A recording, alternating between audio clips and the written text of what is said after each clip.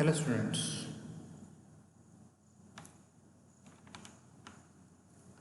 today we are going to learn the next part of the ecosystem.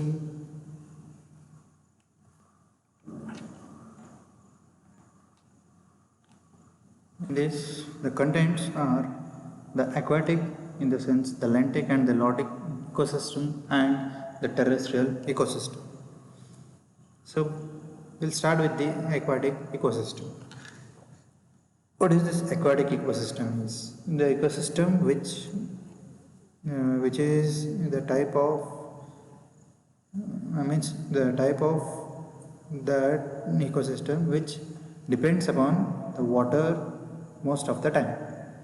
In the sense, whatever the organisms, it might be the abiotic or the abiotic organisms which stay under or okay, you can say it as under the water most or part of that time. Just like if the crocodile, it is the amphibian. It stays outside the water, similarly it stays inside the water. So still we consider that crocodile, it is a watery organism. So in this ecosystem there are two types, the marine and the freshwater ecosystem. Water based ecosystems can be put into two categories. One is freshwater ecosystem and marine ecosystems. The marine ecosystem describes biotic and abiotic interaction that occurs in the oceans. And freshwater ecosystem include two major components, the lentic and the lotic systems, where this lentic system describes all standing water ecosystems. Here the standing water, we can give an example of the ponds, the lakes, even the reservoir is an example for the lentic ecosystems. Similarly, the lotic ecosystem describes all flowing water systems. In the sense, there are different streams, nalas, channels. For the larger area, it is the river. At the last, it is going to meet the marine ecosystem.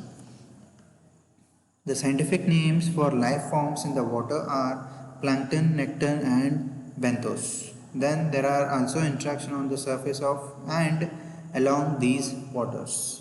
So if you want to know what are the plankton, nectar, and the benthos, you can check in this slide. So there are different ecosystem. It is been shown in this.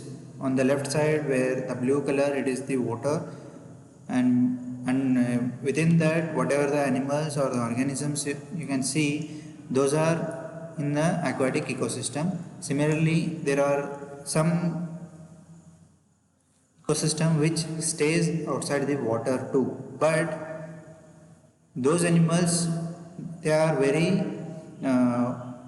active in both the systems. It might be the aquatic or the other land ecosystems. So in this, the planktons are the different bacteria or the microbes which stays under the water, and on the surface of the soil and below the surface, below the water, we find the bacteria, the worms, and the snails. The snails, they roam near where the seashore or the banks of the river. If you find any shells, that you can say it as the snails shells. Similarly, the frogs. Frogs, they stay on the land and in the water, which helps the frog to breathe outside using the nose, and when it comes to contact with the water, it starts breathing with the gills. The planktons were the different bacteria and the some type of microbes which stay under the water, and they grow itself, they make their own food by using the sunlight and the carbon dioxide which is present in the water, and they start preparing their own food. Those we say it as the plankton. And benthos, they are the different plants which stay under the water. Still they are alive because the plants which are getting the sunlight through the water are good. And next we are going to deal with the terrestrial ecosystem. Terrestrial ecosystem, it is a type of ecosystem found only on landforms. In the sense, whatever the earth or you say it as the earth crust, if you find anything living above that, which stays above the earth crust, those are all type of a terrestrial ecosystem. There are 6 primary terrestrial ecosystems exist. So among them, first one is tundra, taiga, temperate deciduous forest, tropical rainforest, grassland, and the deserts. So here I have been differentiated the habitat in the form of two. One is terrestrial habitats and the aquatic habitats. In the previous slide I have said the marine ecosystem and the freshwater ecosystem. Marine in the sense it is the oceans, and the ecosystem which is of freshwater, it is of about pond. Pond, it is a type of it is a lotic ecosystem where you find the different types of fishes you can harvest there. Similarly, you can use that water for your home purposes. You can supply the water from there too. And the terrestrial, it is about as I explained, there are different terrestrial ecosystem. Among them, I have shown here the desert. Desert, it is the barren land where you find rare precipitations occurs, and usually you find oases about 100 to 150 kilometers apart.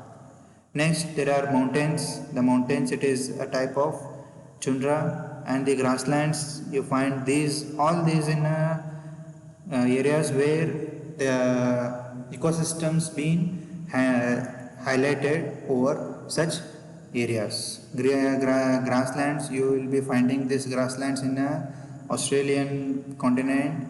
Similarly, the mountains, it is where the plates are being exchanged or it's been overlapped. You find these mountains. The deserts, they where you find only the sun heat, and there is nothing about the water. Those areas we say it as the deserts. So this ends